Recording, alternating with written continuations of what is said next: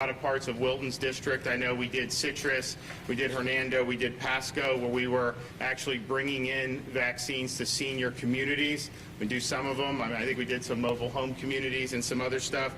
So we did, between those 3 counties, a total of 8, where we'd actually have the DEM coming in, doing it. We could do thousands of seniors over the course of several days. And so we were here during that, and we were able to get a lot done. Today, we're here, and we're happy to be able to announce that we are going to be establishing a site for monoclonal antibody treatment here in Pasco County, and this is a site that will be open from 9 to 5, 7 days a week, right here at the Fasano Center in Hudson. And this is something that's really, really significant. As we had the vaccines roll out, that was obviously the main center of attraction. At the same time, these monoclonal antibodies were approved by the FDA for emergency use as well, pretty much within weeks of both the Pfizer and the Moderna vaccine being approved. And they have been used by health systems throughout the whole year of 2021. But I think what we had noticed is, as we started to see hospital admissions climb here in this summer, we would talk with hospitals. We actually did a roundtable, and the CEOs. This was really helpful at keeping people out of the hospital, but then people were contacting us saying, well, I'd never heard of this. And so it's a type of thing where there was not a lot of visibility on it. It had not obviously been promoted to the extent that the vaccines had. And so we said, okay, so let's do some more to let people know it's out there. We did an event at Tampa General, and then we said, we need to just expand the footprint on this. People need to know that it's available. And so we've been establishing these sites throughout the state of Florida. So we have Jacksonville, we have Orlando, we have Brevard County, we just opened one in Volusia County, we have Palm Beach, Broward, Miami-Dade will come online soon, Hillsborough. I'm not going to be there, but Hillsborough is also up and running, and then we are going to have one hopefully very soon in Pinellas County, and then other places on the west coast of Florida we'll be adding as well. And basically, the thing that we've seen throughout this summer is, if you look at the people who are being hospitalized, there's 2 things that are apparent. One, the vast majority of them had not been vaccinated, and so that's the vaccine is kind of the prevention angle. But then also, over 90% of the people who are being admitted did not get a monoclonal antibody treatment after they were infected. And so from both a prevention and a treatment, you see kind of who's making up the bulk of the hospital admissions. It's our belief, based on the data, that if more people knew about this and had done it, that the admissions would have been lower. And we think with more uptake on this, we think the admissions will go lower here in the future. And so the monoclonal antibody is it's a treatment. It's for people who particularly are at severe risk of COVID. It's authorized not just for a treatment for infection, but it's even authorized as a prophylaxis if you've been exposed to people who have COVID. And so this is something that comes up when you're talking about nursing homes. If you have a nursing home resident or staff member who tests positive for COVID, the close contacts, you can then go in and do the Regeneron as a prophylaxis, and it helps ward off a potential infection. And then obviously, if you are infected, could treat it on the back end. So those are the 2 ways to be able to use it. This is a treatment that is free to the patient. It's important to do that because there's people that say that this is costing thousands of dollars out of pocket for people. That is not true. The federal government purchased the whole lot of this as soon as it was developed, and basically have been sending it down. So whatever Florida draws down, we don't pay for, and then whatever patients get, they are not charged for this treatment. And so it's important for people, because you don't want people to be deterred from doing this if it's something that could help them. The key to this, though, is doing it prior to severe illness setting in. Once you're severely ill and hospitalized and in the ICU, the effect of this declines. If you do it early in the infection period while the symptoms are still manageable, this has been shown consistently to reduce the chance of hospitalization by 70%. And these are mostly high-risk people, so that's a pretty significant thing. And I think if you've talked to people who have actually used this, you will find that a lot of them have very good things to say about the experience, how they were feeling, and then 24, 48 hours later, how they ended up feeling after that, and it's usually very positive. So getting it early is important.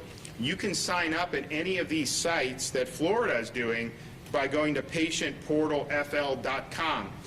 The health systems are still doing this as well. I mean, Tampa General, they do 50 infusions a day. I know other health systems are doing it, and that's great. And we're trying to supplement what they're doing, not necessarily displace it, but we do believe that because the knowledge of this was so low, as knowledge gains, we do think there's going to be a need to have a bigger footprint. So that's why we're doing it. So the site here will be able to do over 300 treatments a day right here. And obviously we're assuming, we're going to draw from, of course, Pasco, perhaps depending on where the Pinellas site is, maybe northern Pinellas, and then of course we think we'll draw from Hernando and Citrus as well, and that's great because 300 plus treatments a day, that's a lot, and then multiplied all across the state, where we're going to end up having, probably by this weekend, what would you say, 10 to 15 will be up for sure?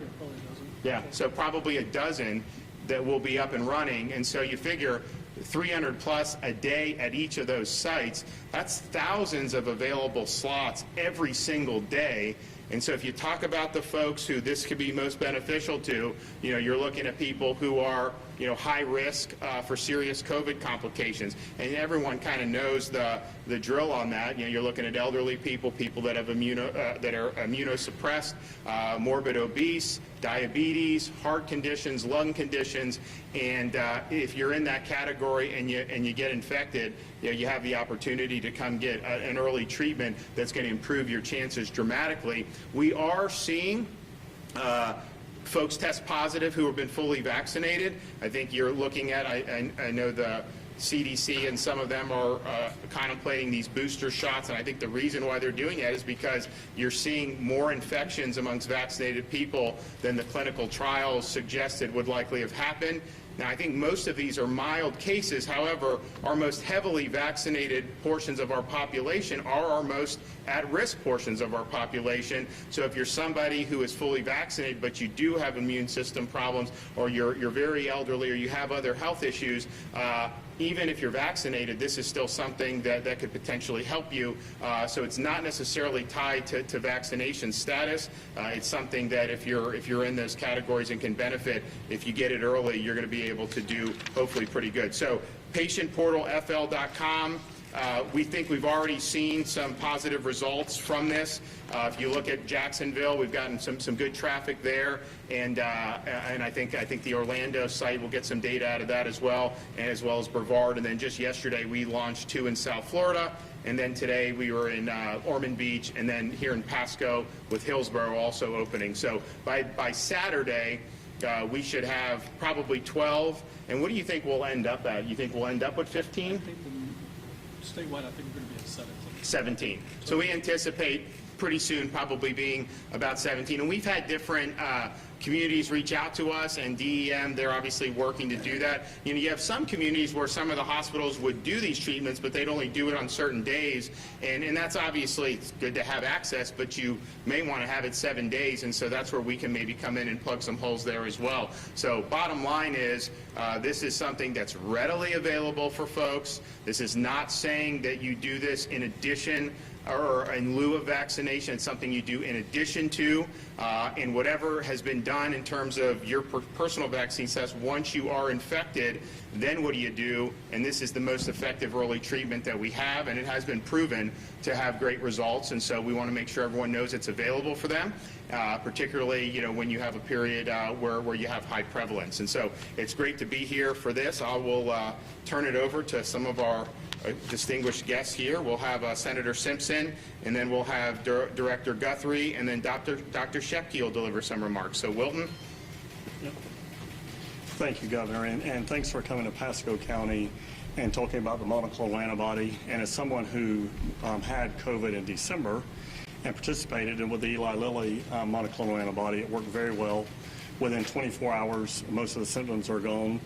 I would encourage everyone to understand the statistics. The governor mentioned them. If you are in the hospital today, there's probably close to a 90% chance you did not get vaccinated. if you are having very serious illness, there's a very good chance you are not vaccinated. If you contract COVID and you have been vaccinated or not, you should immediately seek out this treatment with the monoclonal antibodies. It's very effective. It will save many lives. But what it'll also do is it'll take the pressure off of our current hospital system, which is being maxed, stretched really very thin with our staff in our hospitals. And so opening these sites, Governor, I believe will save many lives. And I appreciate the media being here today to make sure that we get this message out, because the monoclonal antibody needs to be done very early in the process, as the governor mentioned. And with that being done, then I think we have a very good chance of reducing hospitalizations and saving many lives. So thank you for being here today, Governor. Great. And just to point out, so when the initial monoclonals were approved, you had Regeneron and the Eli Lilly monoclonal got EUA. Both were considered effective against the previous variant, the Alpha. Regeneron, so we're offering the Regeneron because it has been proven to be effective against Delta, whereas the Lilly has not. And then Regeneron is also the only monoclonal that's approved for use as a prophylaxis. So when you're talking about having strike teams going into nursing homes to help nursing home residents, if there's cases in nursing homes, this is very helpful to be able to do that, because if you can do it as a prophylaxis, you're probably gonna provide some pretty good protection at that point. Okay, Director Guthrie. Thank you, Governor, for your leadership on this important topic. You know, when the governor asked the Florida Division of Emergency Management to start looking at places where we could open up things, one of the things that came out of his mouth is he says, Kevin, I want to make sure we're looking at Pasco Pinellas. And when it came to Pasco, obviously with my background, I knew right where to go. So I want to thank, the commissioners. I want to thank Dan Biles, the county administrator. I want to thank Eric Breichenbach, Andrew Baxter, Mike Napier for helping us get into this facility and getting this set up, because again, we're going to be able to do over 300 treatments here a day, and we're going to be able to save a lot of lives. And that's what this treatment has done, is saved a lot of lives. So again, thank you, Governor, for your leadership, and thank you to local Pasco County Board of County Commission and its representatives. Thank you. Great. Okay, Dr. Shepke. Thank you, Governor, for raising awareness on this really important topic. We now have two important medical advances to combat COVID. First is the vaccines, which is a great preventative, still probably our best tool to prevent severe COVID and death. It's something that takes a little while to kick in, maybe 6 weeks for some of the vaccines to really get that protection. But if you're not yet vaccinated, certainly I would encourage you to get that vaccine. However, if you get sick today, either because you're unvaccinated and you're at high risk and you get sick or you get exposed, or even if you're vaccinated and you have one of these breakthrough infections, you have to be high risk, you really need not just the prevention strategy, which is the vaccine, but you need the treatment strategy, which is where these monoclonal antibodies come in. And really, of the monoclonal choices, there's 3 that attack directly the virus, but really Regeneron is the one that really checks off all the boxes for me. It's free for the patient. It's been proven in a couple of randomized controlled trials in thousands of patients to be effective at preventing both death and hospitalization, and as the governor mentioned, post-exposure prophylaxis. It can help prevent you from getting the disease if you're infected. And it works for both intravenously and subcutaneously, which is really important from an operational standpoint. So thank you again, Governor. Appreciate it. And prior to us doing these sites, the way it would work is this was readily available. Again, the federal government had already bought it. Anyone that needed it, the hospitals would do it, whatever. But it was, you needed to go to a doctor, then the doctor would refer you to one of these infusion centers. What we've done in conjunction with these sites is the Surgeon General issued a standing order to say, if you're qualified under the EUA, you can come and get treatment. So you don't need to go to a physician prior to coming here. So it kind of cuts out a step. It allows people to, once they identify the symptoms and their status, then they come and they can do it. So that's I think makes it a lot easier, and I think it's something that's going to be important. And then yes, I mentioned Regeneron was the only one that is approved for prophylaxis. It has the best record against Delta. It also is the only one of the monoclonals that you can do subcutaneously or intravenously. And so the shots, we can run a lot of people through there. The IV, you're hooked up for an hour, and so that just takes a little bit of bed space and time. So I think most of the sites are offering both, but to me, I mean, I think the shots are much quicker, and then what they do is you have to be observed for an hour, but they'll run you through the shots, and then you're kind of observed, just like when we did the vaccines, when people would sit in their car, they would sit in a place where they could be observed, and so we're going to be doing that same type of deal here. So this is a 7-day-a-week thing, because our view is that the timing is important. If somebody is infected and if they can get in early, that's good. And if for whatever reason they only had 1 day a week where these things are open, then you could potentially miss the window of effectiveness. And so we really appreciate having it open 7 days a week, and we urge people to be able to take it. And I do think it will help drive down hospital admissions. Delta, it's very quick moving. It's certainly more contagious. It's airborne. A lot of these infections, fortunately, are mild, but you do have people being admitted in the hospital, and a lot of people who we never didn't necessarily fit the normal profile even. So I believe if we can turn this in from a disease, and I think the vaccines have helped do this, and then this, to really turn it into something that has basically a flu-level risk. And I think if there's widespread use of both vaccines and monoclonals, that's basically what you end up doing. And so there's a lot of people who've been admitted over the last month who I think probably wouldn't have been admitted had they gotten the early treatment. And so now we'll be able to make sure that there's much more visibility about this and even easier access for people. So thank you. Take a couple questions. Governor, you mentioned the monoclonal antibody treatment was approved under emergency authorization by the FDA. Why should people who are hesitant to get the vaccine trust this? Well, I think they're two totally different things. First of all, some of the reasons people haven't gotten the vaccine, one of the major reasons is that because they've already recovered from COVID, and so they do have infection-conferred immunity, and it's been proven to be strong. Israel's done some great studies on this, and so I understand that there's other people that just make whatever decisions. But here's the thing. If you find yourself infected, the question is what do you do? And if you don't do the monoclonal early, the fact of the matter is there's not a lot of great stuff out there for you. In terms of the treatment of this thing, other than the Regeneron, there really hasn't been a lot. Obviously, it hasn't been stressed very much. It's one of the reasons why people don't know about it. So if you are in a situation, particularly if you're in a high-risk category, this is really your, hey, come here. Okay. This is really this is your best shot to nuke this thing. This has been extensively studied.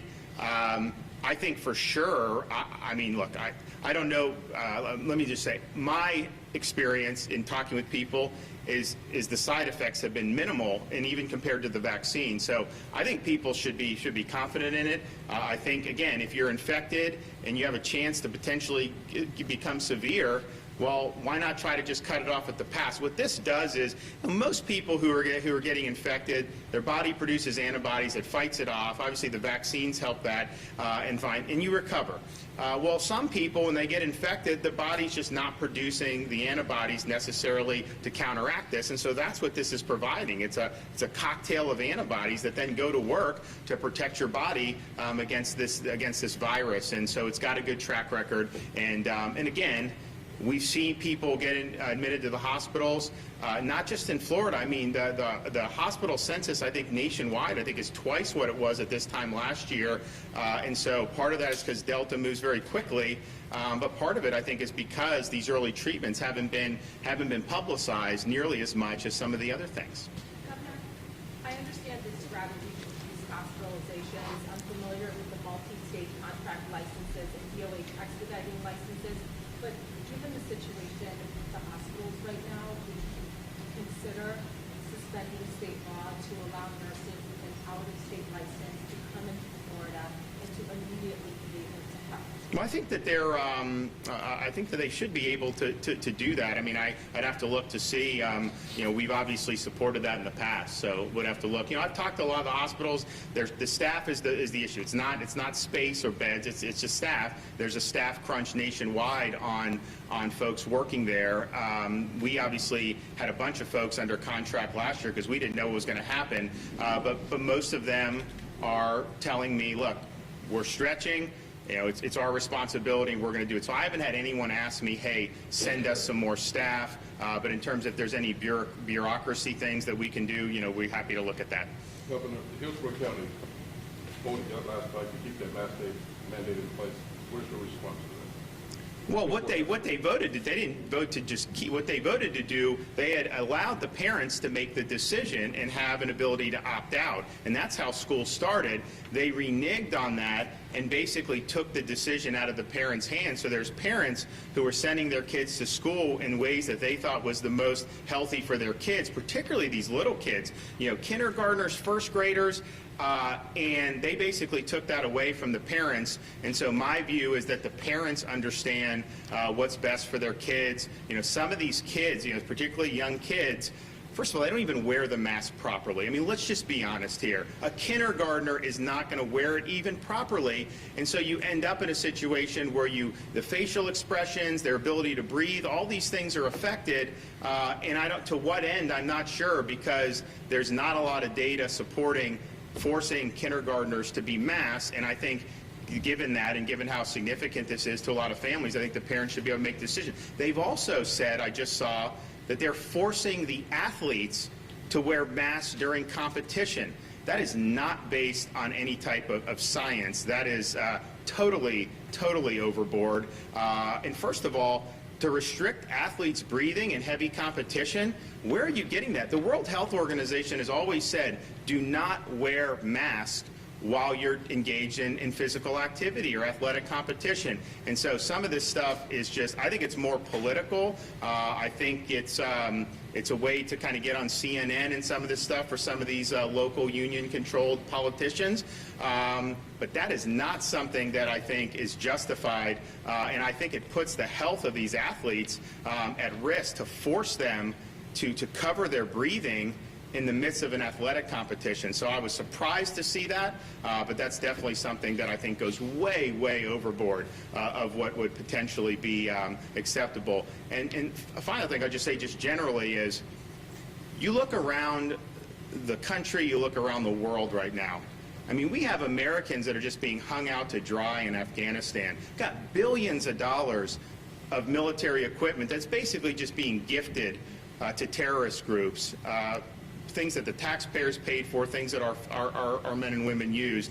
You look at the border, people just pouring in. They don't even tell you where they're bringing these people. We figured out they've dumped people in Jacksonville, some of these other places. It's totally out of control. We've never seen anything like what we're seeing now. You look at inflation, the prices are going out of control, particularly gas prices. That's putting a huge hamper on working people, having to pay so much when they're going to get gas. So you have all these problems, and yet the White House and Biden, their number one issue is they're so intent on having the government force kindergartners, first graders, to have to wear masks for 8 hours a day. They want to take that decision away from the parent, and they want to vest that in local government. We obviously think the parents are the ones under our state law with the Parents' Bill of Rights that have that decision. But put that aside. Of all the things you could be dealing with, you're choosing to do this and basically just playing footsie with the unions to try to create political issues. It's a lack of leadership. And meanwhile, hey, come here. So meanwhile, while all the world burns and while parts of our country burn, you have this obsession that a little 5-year-old, should not be able to go to school without wearing that mask for 8 hours a day. And just as a parent, I'm offended that the federal government thinks that they know better than we do as parents. And in Florida, we want to make sure that we're standing by our parents. Thanks, everybody. We'll see ya.